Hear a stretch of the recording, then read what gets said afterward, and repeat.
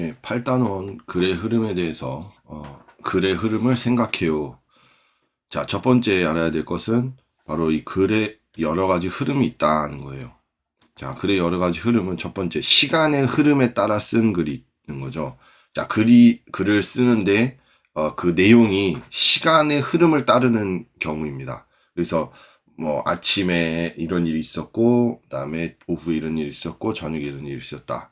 이런 경우를 가리키고 그날 밤에도 라고 얘기하니까 시간을 가리키는 표현을 썼죠. 그래서 시간의 흐름에 따라서 글이 진행되고 있구나를 알 수 있어요.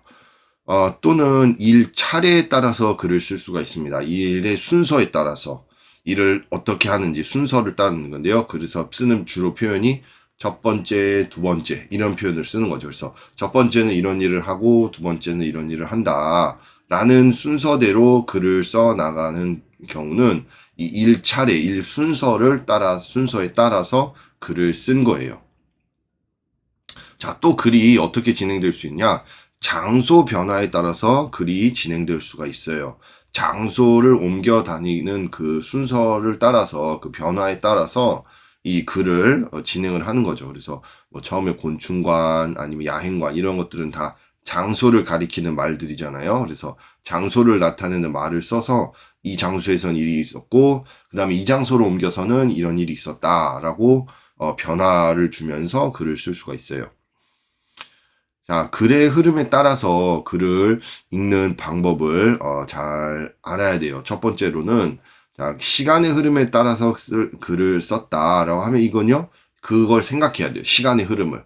지금은 아침에 일어난 일이지. 그 다음에는 오후에 일어난 일이지. 저녁에 일어난 일이지. 밤에 일어난 일이지. 이렇게 시간의 흐름을 생각을 해야 되고요. 일차례를 따라 썼다면 일하는 차례를 파악하면서 읽는 것이 중요하겠어요.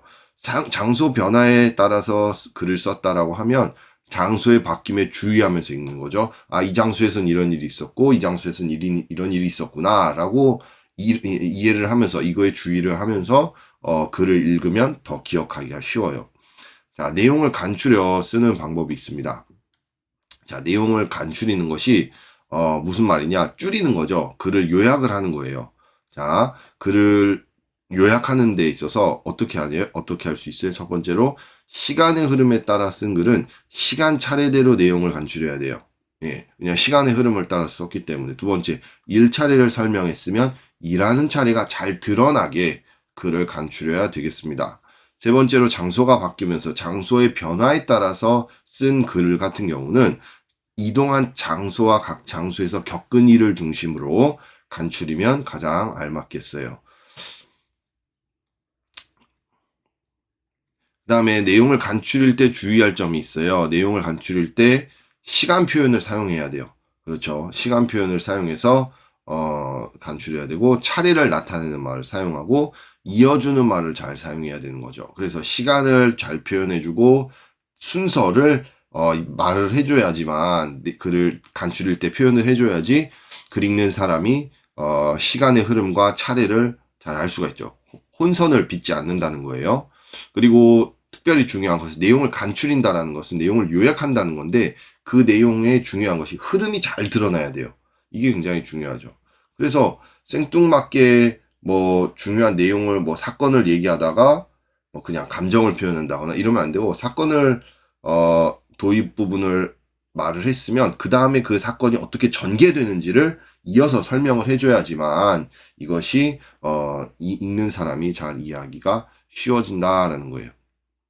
8단원에 대한 개념은 여기까지 알아봤습니다.